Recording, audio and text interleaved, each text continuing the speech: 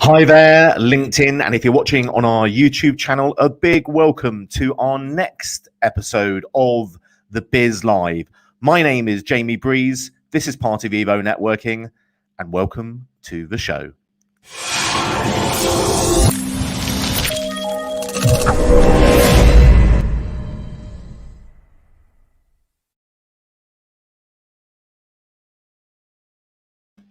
Great. So thank you for taking part. If you are watching now, please do introduce yourself into the chat. This is an interactive show. We're not in the studio today. We're in a different location. How the world has changed in just 2 weeks. It's lovely to see everyone.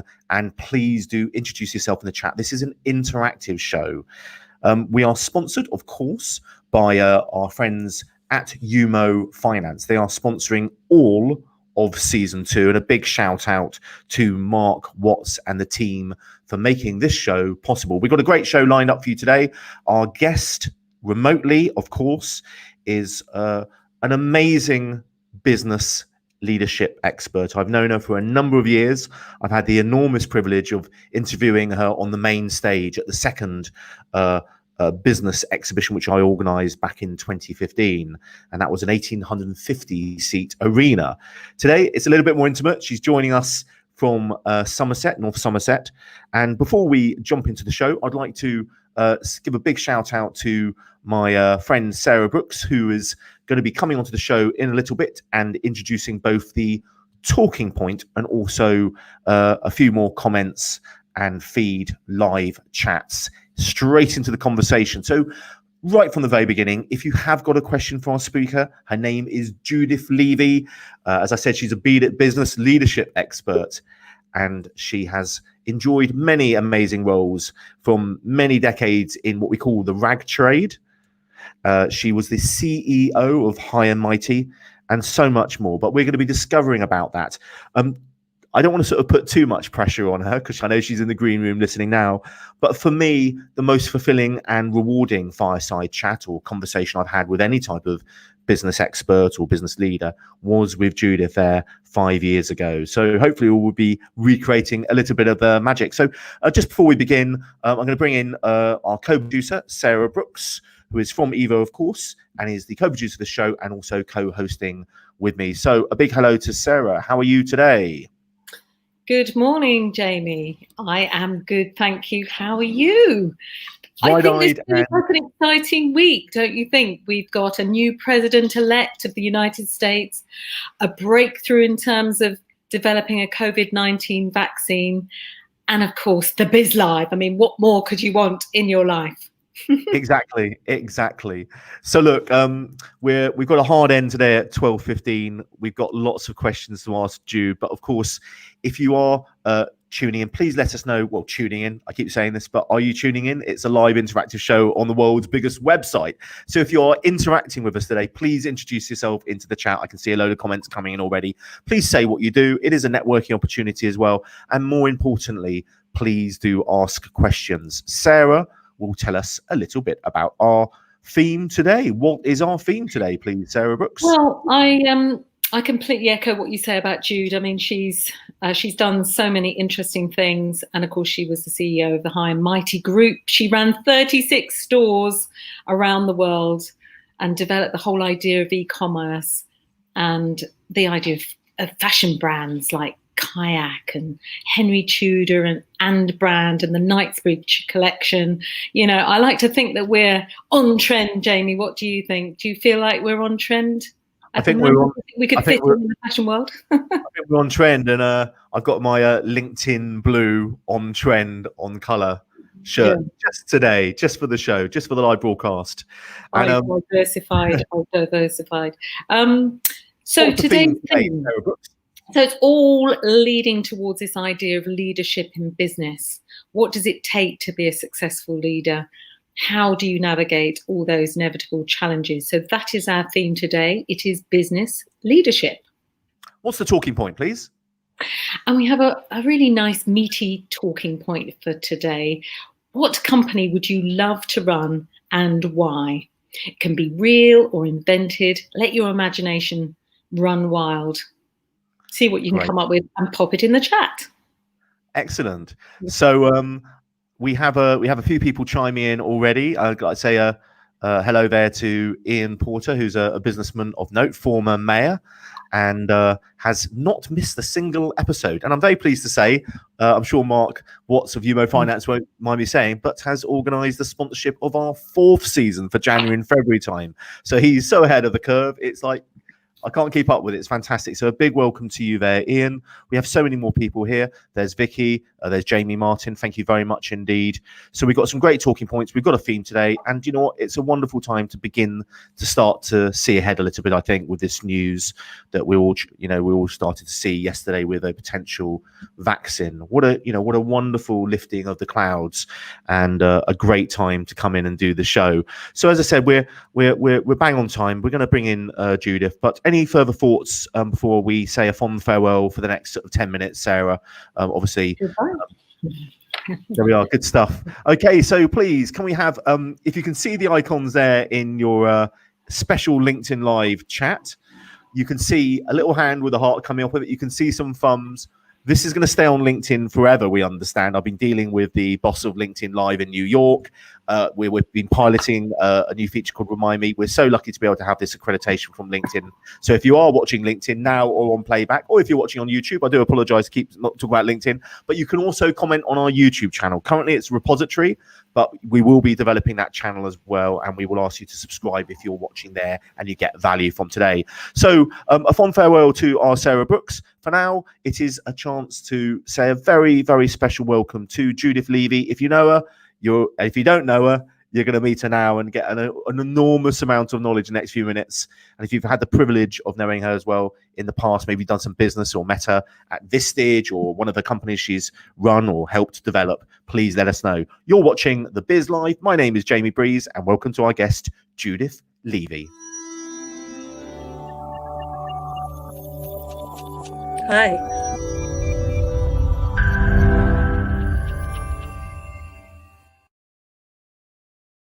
Do you like our new graphics, Judith Levy? It's all very snazzy. A big welcome to the show. You're Judith Levy, business mentor today, and I've known you, of course. You've been a friend for a number of years. It's nice to be able to say that. And there's so many things that you've done, and it's really, it's great to have you on the show today. And thank you. I know you're there in the Somerset. We won't say where, but you may be near a beautiful coastline. And so, how are you today? What's occurring? I'm very well today, thank you, Jamie. Having a good week. Good. I'm glad to hear it. As I know you a little bit, I know you'll be celebrating many bits of the news, which must have put a big smile on your face earlier this week. But let's get down to business. Let's talk about some of the stuff I've talked about with you before, both personally, on stage. In fact, you've spoken twice at a large stadium event that we've organised, as well as an arena. So straight off the top, I asked you this back in 2015.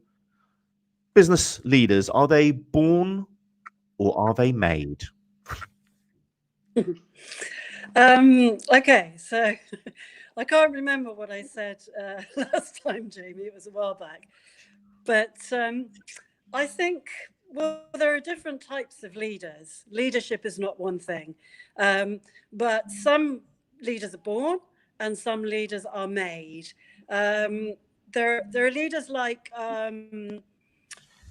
the outgoing president of the United States, who is, nobody could dispute as a leader. He has huge charisma. He's able to get followers, because like the definition really of a leader is somebody who has followers.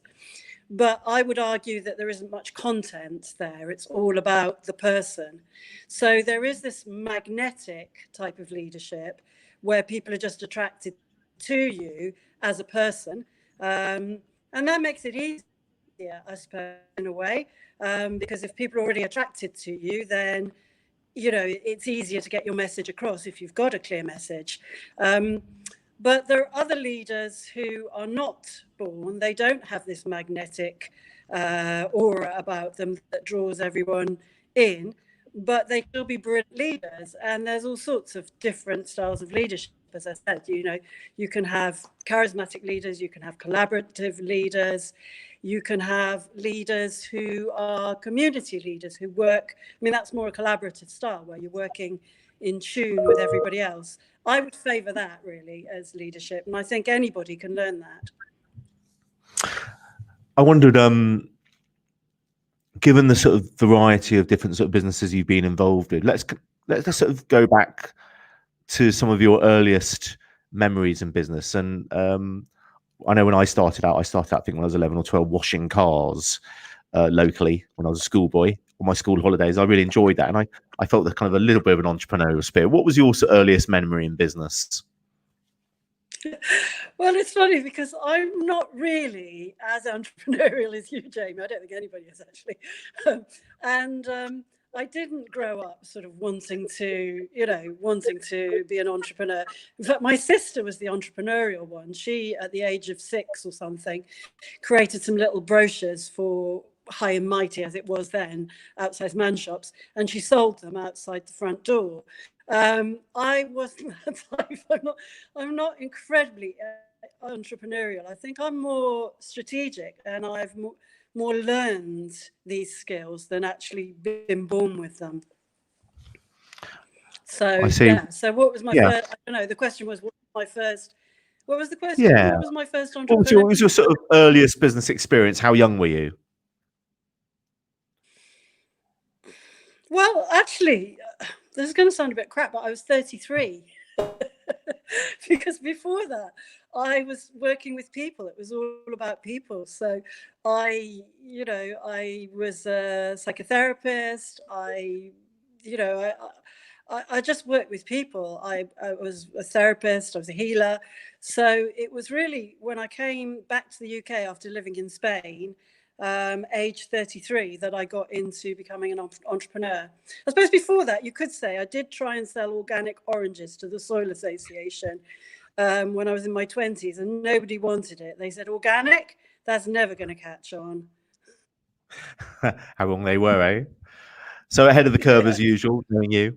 Tell us about High and Mighty, because that's the thing I've often cited. It was a significant business, as Sarah said, with dozens of stores, international business. I have a friend who's 6'6", and I have 2 friends who are 6'6". And you've met them actually, and they struggled for clothing, and High and Mighty was their sort of one-stop shop in Bristol. Elsewhere. So tell us about that. What you were in the rag trade for years. How long were you the CEO? Was it 7 or 8 years, something like that?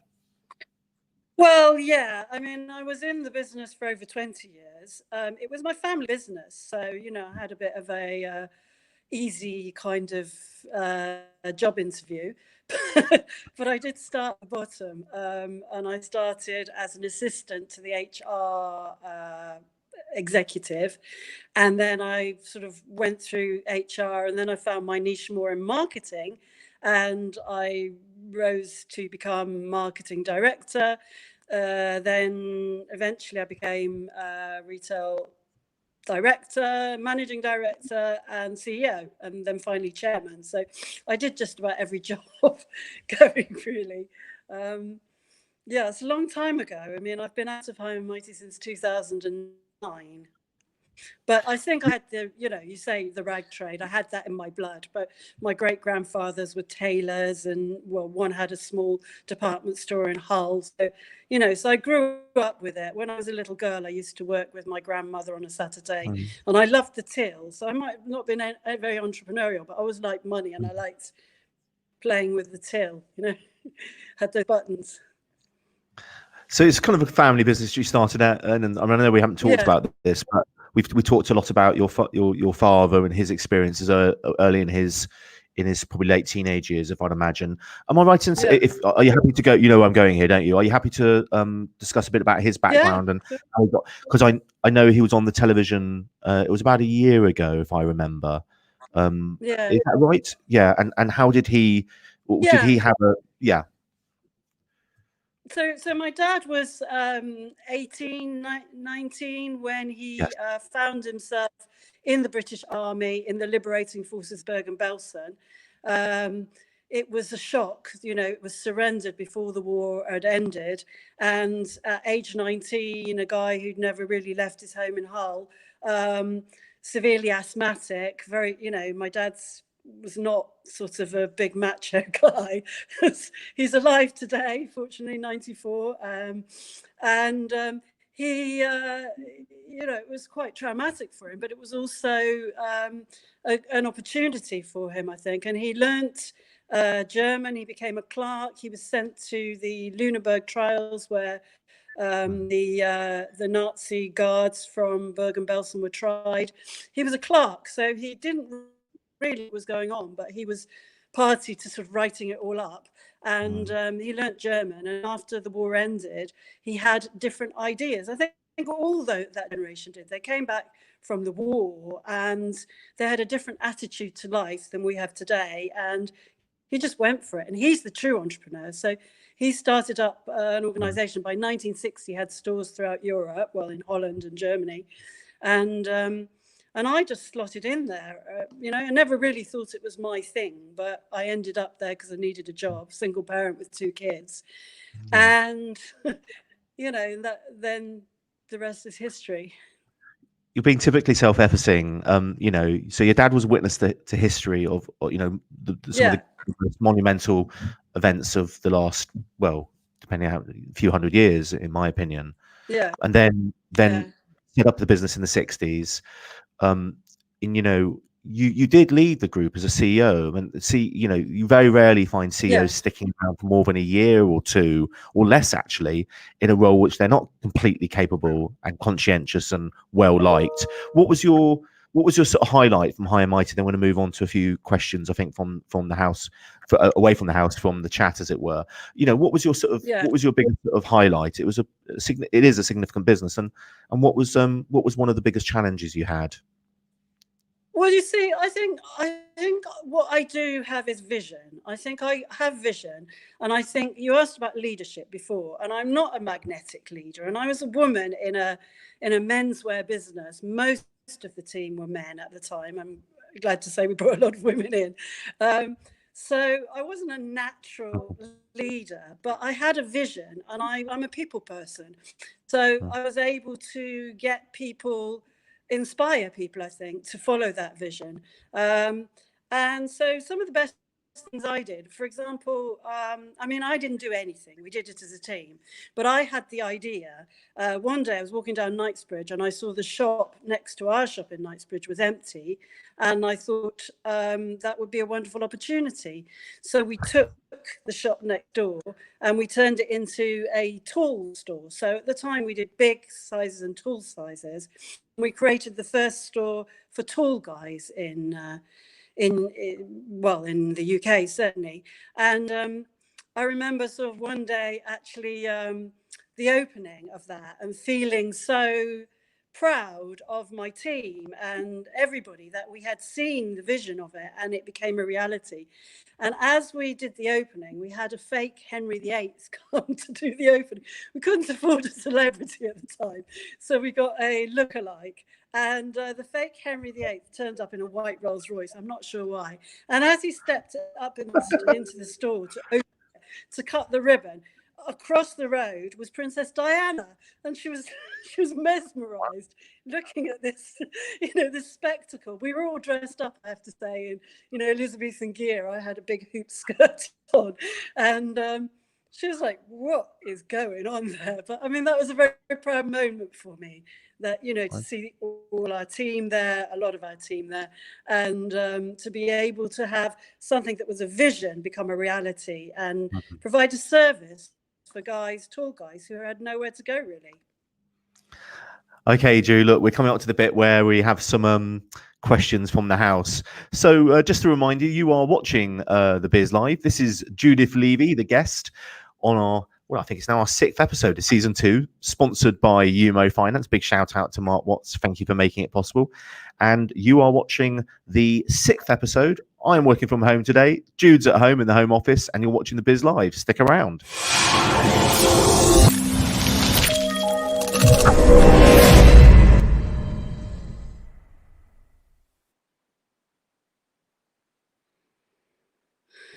Okay, Jude. So we were talking about the fact that you were a woman in a predominantly male business when you started, and you brought lots of women into the business. I'm pleased to hear that. Back in 2015, we were following on from the year before, where Baroness Brady was speaking about women in business leadership. She had written a book called Strong Women, I think, and I know we'd given that to all the exhibitors, and it was signed copy. And you followed on the year afterwards. And I remember I asked you a question about, is there still a glass ceiling for women business leaders? 5 years on, it's almost exactly 5 years on. What do you think now? Well, if you ask me, is there a glass ceiling still? I would say that the streets of Philadelphia are littered with broken glass, because I think, the second highest office, well, I mean, I don't know. America thinks it's the leader of the free world. Maybe that's right, maybe it's not. But the second highest office in America has just gone to a woman, and a Black and Asian woman at that. So that's a great inspiration to women. But yeah, I think it's still really tough. There is an old boys network, and people like to recruit people who look like them. And so there are still many businesses, I think, where it is hard for women to really be themselves and rise up. Obviously, there are a lot of women leaders out there who are very macho and driven, and quite often they succeed by being like a man. But for women to bring all the attributes that they have, is not that easy. One of the leaders, she's not a business leader, but a political leader that I look up to is Jacinda Ardern, because she's so real. She's so herself. She broadcasts from home after she put the baby to bed, And to me, it's not about women in leadership. It's about feminine qualities and attributes in leadership, which are about listening, about collaboration, about being real, about being yourself. Just really, you can't do it all alone. Nobody can do it all alone. And anybody who says, I did this, or I did that, is lying, because in any decent sized business, it's a team that delivers. And the leader very often might be the figurehead, and they might be the one that has to take responsibility and ends up having to sometimes apologize or whatever. But, it's the team that actually deliver. What about we've been living in challenging times since February, March time for sure. Almost every business, certainly myself and everyone I know, has been impacted in some way, shape or form. You've been there literally at the coalface at the front of a whole bunch of businesses. We haven't even touched on astrology. I can see a question's come up from Fanny Snaith in the chat there. No doubt Sarah will bring that to the fore in just a couple of minutes' time. But to wrap up this section of questions from the house, what sort of general advice would you offer to would-be business leaders amongst us, please? To me, it's very simple. To run any business successfully, you need a visionary. You need the ideas person, the person that thinks there might be a business, and they need to set the vision. You then need, if you're lucky enough to have 3 people, you then need somebody who gets shit done. So there's the person who knows what to do, who has the idea. There's the person who gets stuff done. But there's one more very important person, and that's the person who has the financing and understands the numbers. Because a lot of businesses have great vision and get on and do stuff, but they just overextend themselves. They haven't got their feet on the ground, and they don't understand the numbers. So you need that to start with. But then it's a case of setting your vision and staying steadfast, and just, in a crisis, don't panic, okay? Just keep going, but adapt where you have to, but don't lose sight of where you're headed. And the other thing is that it's this leadership thing. You have to get the team behind that vision. So you have to find a vision that works. You can't just come up with your idea. You've got to actually listen to people and collaborate with people and get those people to really want to follow you. Because otherwise, it's not the same being a leader or being the boss. Being the boss, you can just say, do this, do that. But as soon as you're out the room, people will be doing their own stuff, So it's about really holding the space and bringing people together and everybody working for the same goal. And when things get tough like they are now, don't lose sight of where you're headed. Very, very, very sage advice. Jude, we're going to take some questions from the house. We're going to bring Sarah in, who's found 2 or 3 questions, and I'd like to come back just before the end because there's so many questions I want to ask you, and obviously we've sat and had cups of tea and coffee, and we're talking about a little project I'm working on at the moment for the future. But I know that you're opening up you're training to be you're continuing your training to be a yoga expert. You've got plans to, well, you tell us about that at the end. But let's bring Sarah in, who's got a few questions. I can see lots of comments coming in. Adrian, Fanny Snaith, Ian, etc. So, welcome back in, Sarah. Over Hello. to you. Well, I will dive into the questions, but before I do that, Jude, there's something that's pressing for me. So if you don't mind, I will ask you. So you were saying that it's for the team to deliver, but you touched there on the President of the United States and also a little bit in our own country. And, there is a need, surely, for someone to lead from the front, that the leadership is so crucial in certain circumstances, or in all circumstances, where you have to set the tone and you have to set what the team is trying to deliver. You said that a leader is almost part of that team, but surely the leader is someone who can either lead their troops into a cul-de-sac or lead them up the hill. Yeah. Do you see what I mean? That's right, Sarah. Was that the... Yeah. Yeah. So my question is, you were saying that I was just trying to clarify that point when you were saying how important the team is, but surely the leader is the person who, has to take that team forward and has to set the tone and where they're actually heading. Yeah, for sure. I agree with that. So you've got to have a clear direction. Otherwise, you're just heading who knows where. So you've got to set the direction and lead the team. That's for sure. But you've got to listen to the team and inspire the team. A leader, to me, is somebody who has followers. People will only follow you if they believe in you and they trust you. So actually, what I'm doing now, mostly with businesses, is working on the culture. And it's about building a culture of trust. Very often, the leader thinks everybody gets it and thinks everybody trusts them and thinks everybody's as passionate about their business as they are. And sometimes they don't actually listen and they don't actually understand what the culture is. And it's really important that everybody is working within an environment of trust, and everybody understands what the culture is, and everybody understands what's expected of them. People want to deliver as long as they know how and what's expected. Yeah, great, thank you. So I've got a question here from, you just had that question from Ian Porter up there, Jamie. What advice would you give to young people who are told they will never be good enough to make it to the top? Well, don't we tell ourselves that? I don't know about you, but I've got negative self-talk, and I think many of us do. We may seem very confident, but I think we have those moments. So, having teachers or mentors or people tell you that you're never going to make it just feeds into that negative self-talk. So, it's about, I think that's where I can help people, particularly women. You asked about the glass ceiling earlier, Jamie, and I think that women, in a way, and this might be unpopular, but we're our own worst enemy in a way, because we don't have that confidence. We lack confidence, and we tend to not speak out sometimes.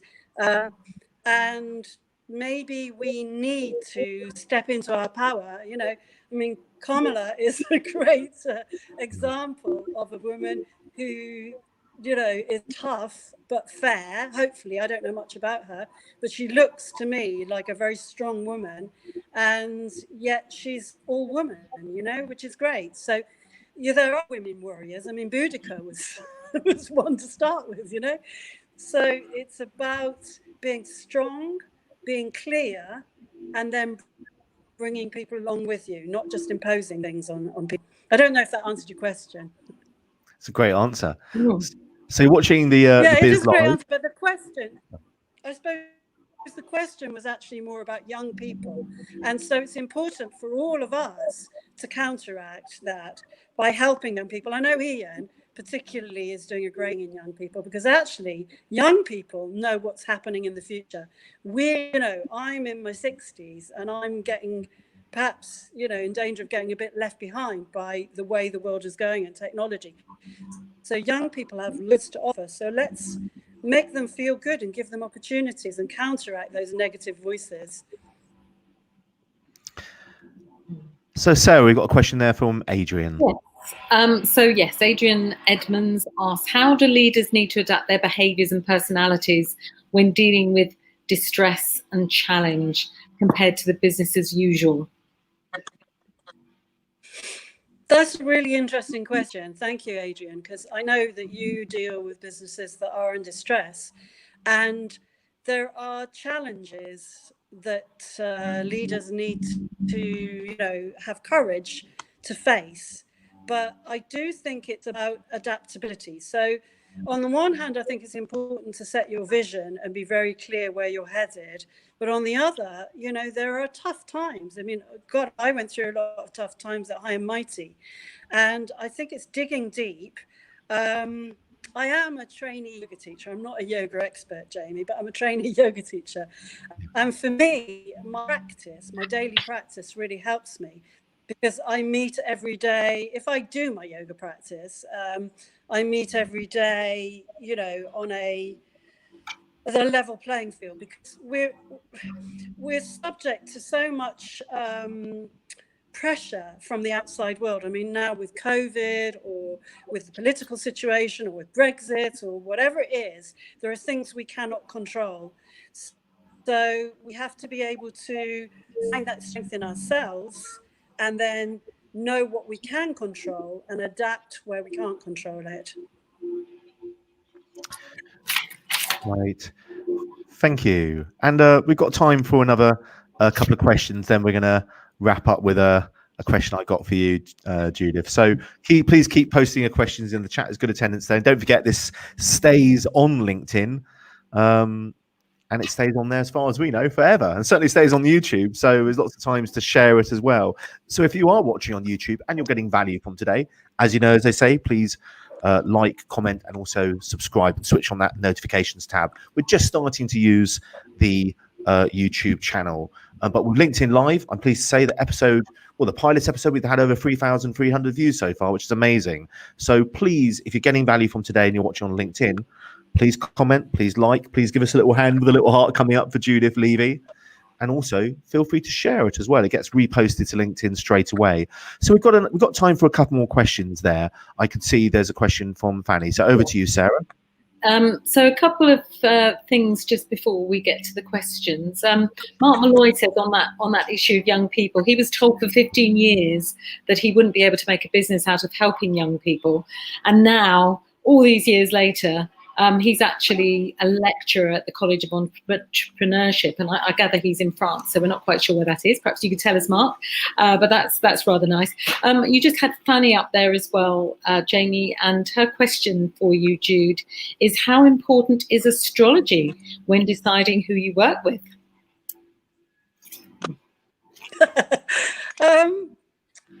Okay, Fanny, it's really important when you're deciding who you're going to marry or live with. Really important. In terms of business, you have to be able to work with everybody. I mean, I've actually got a tool called Business Elementals, which is a personality tool, which if anybody wants, Jamie can post a link to it afterwards. It's free to use online. And it shows you, it's based in astrology, as is, Myers-Briggs, and a lot of personality tests actually come from the 4 elements from Jungian psychology, which is based in astrology. Some of you may not know that. So my business tool has got 6 business personalities, and we need all of them. So I don't necessarily use astrology in business, but I do use my personality tool, which comes from astrology, to find different personality types. And you need all of my 6 personality types in the team. And if you haven't got them, sometimes people have a secondary type, and then you can develop that. But there's, it's very, very important to make sure that not everybody in the business looks the same. Now, I've done mentoring in a lot of businesses where I've been to an educational business where everybody was an intellectual, everybody had a degree, everybody had come from an educational background. I went to a science-based business. They didn't even have a canteen. They had hundreds of people working there, but there was no space for people to connect. And that was because they were, just all scientists, and there was nobody actually who understood about people's needs. There was nobody touchy-feely there. So you need all types, so whether it's astrology or any other kind of tool, it's really important to make sure that you have the feelies, the creatives, the administrators, the scientists, the ones who count the numbers, the ones who keep you grounded, and the ones who think out of the box, the crazy ones. You probably only need one of those, but every business needs a crazy person. Sarah, I can see a question from I hope that answers Jane the question. and Mark. Yeah. So from Jane Geldart, if you visualize what you want and then it goes wrong, how do you then move on? What do you do to move on to making sure that your vision? Well, you have to check in with your vision. I mean, take the analogy of a ship that's heading from here to New York or something, right? So, you're headed to New York, but you might come across a storm, you might come across an iceberg, let's hope not, you might come across anything that sets you off course. But then, if you're going to New York, you need to keep going back to that course. But it may be that sometime on the journey, New York becomes not the right destination. Maybe, who knows, they might put a wall up, or hopefully they won't to stop you going. So, you might have to change. It might be that is no longer the right destination. Things come along that surprise us. Nobody expected COVID. Nobody expected many things. So sometimes you have to change course, but I wouldn't change course without bringing everybody back to the center. Right, we're now changing our course, and this is why we're changing our course. Getting everybody on board for that, because otherwise you're going to have confusion. Hope that makes sense. So to follow on from that, Mark Watts says, what advice would you give businesses about assessing whether they should continue or stop? Right now, I guess. Well, I'm a great believer in talking to experts. So, if you've got this great vision, but actually nobody else believes in it, then you've got to question, is it the right vision? But don't be put off, really. If it's about head and heart, right? I was asked about astrology and the importance of astrology. And to me, it's not so much about astrology, but it's about connection between, the head, the heart, the spirit. And feeling something is right as well as knowing it's right. And also, is it possible? Is it doable? Is it practical? So it's the earthy side of things as well. So I work more with elements, let's say, than with astrology itself. But it's like just checking in, because if everybody tells you you're wrong, but in your heart you're right, keep going. The gut actually, part of our brain is in our gut, and our gut very often tells us, certainly for my father, when he started out his business, it was all gut feel. And then he brought in experts who could advise him on things. But, you've got to have the money to do it as well. So it's all very well having a vision, but, if you can't deliver the vision because you haven't got the resources, then and that's, you know, that's a challenge as well. So just following on from that then, Jude, you were obviously at High and Mighty as CEO for 19 years, and you were quite self-deprecating about that, saying, "Oh well, I just, you know, I mean, it's because of my dad," sort of thing.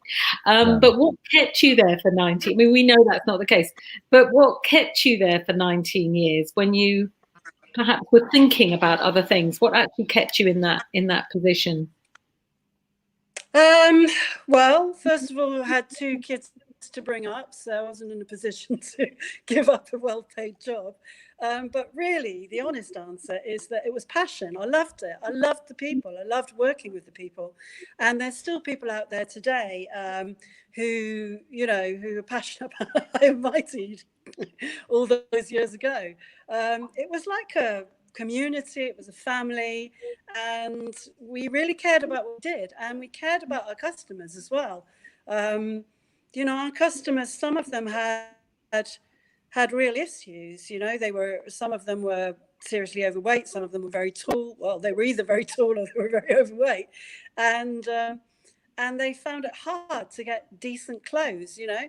And we gave them fashion, we made them feel good, we helped them to feel good. We were kind, we were compassionate, we were caring, and we had a wonderful relationship with our customers.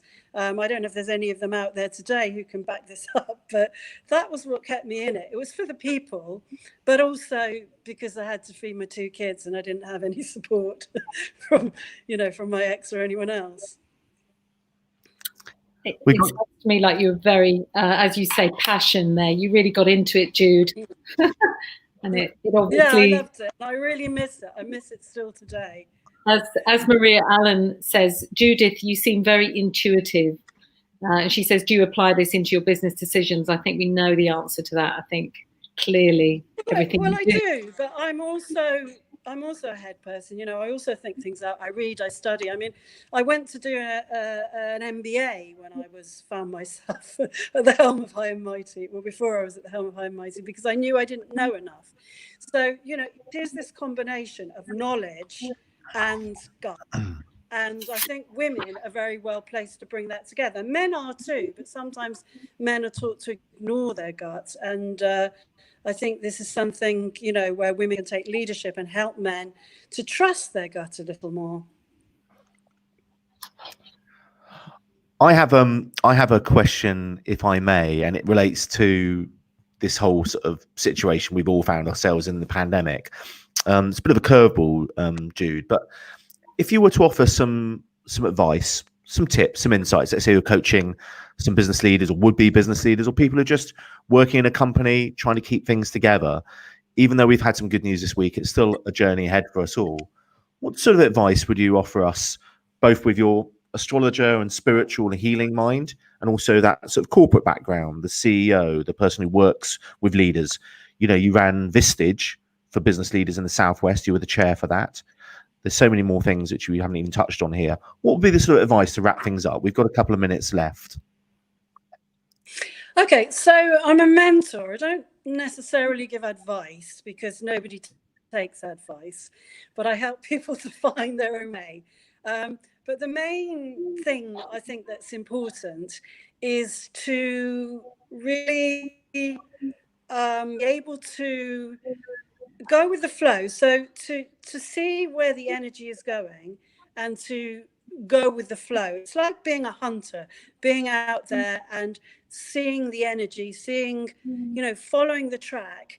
But I think it's really important to listen to other people as well.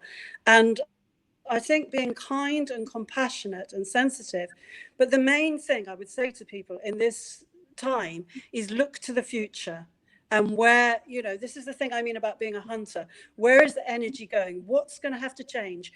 It's not going to be business as normal. Nothing is going back to normal.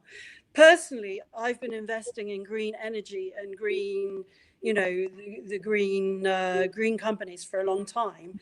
And I think that's where things are going. So check, is your business sustainable? Is it fit for purpose? Is it going to fit the future? Is your leadership style appropriate for those young people who are coming up now, who think differently? Just, look to the future. This is where being an astrologer really helps, because it's kind of like knowing what the weather's going to be like, so do I take a raincoat or an umbrella? But it's just this idea of being able to see where the river is heading to the sea and flow with it without, changing everything because it's raining today. If it's raining today, it doesn't mean it's going to be raining forever.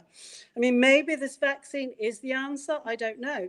Maybe things will be much more like they were in a year's time, but it will not be the same, and it cannot be the same because things weren't great before COVID. Well, look, thanks so much for those pearls of wisdom there. A little bit of, forgive the the parlance, a bit of crystal ball gazing. I know that's not your bag, but you know what I mean, looking ahead into the future. And thank you so much for also spending the time with us here on the show, on our episode. We're into the second season now, and it's absolutely fantastic you found the time to be with us here. So can I have a virtual round of applause from everyone? If you can see that little hand with a little heart, there's a green hand, please send a few of those up into the LinkedIn sphere. I just made that up. Do you like that? I like that. We'll use that again. Send us a heart. Give us a thumbs up. Give us a thumbs up. That's it. And let's have a big shout out for our guest today, Judith, who again has passed on some great wisdom. 5 years on since we last had a chat on the main stage at a big arena. Really grateful to have you here. So Sarah, it's a little fond farewell from me to you for now. We will see you next week, and then Jude and me. That leaves us to say, well, thank you very much, Judith. I hope you enjoyed today. Did you enjoy it? I did enjoy it. It's different, isn't it? Not being, it's difficult when you're not in the same room, but I did enjoy it, and it's I'd love to see all of you. I can't see the people out there, but it would be lovely to see all of you. Well, look, that's a lovely note to end on, and who knows, may that be the case. Let's hope that's the case when all of this stormy waters have passed, we can actually get back to meeting face to face. But here we are, safely social distancing. There's at least a couple of bays between you and I. I'll leave it at that. And what can I say, Jude, but a fond farewell from me to you. So let's give one more time big thumbs up for Judith Levy, and have a wonderful rest of the week.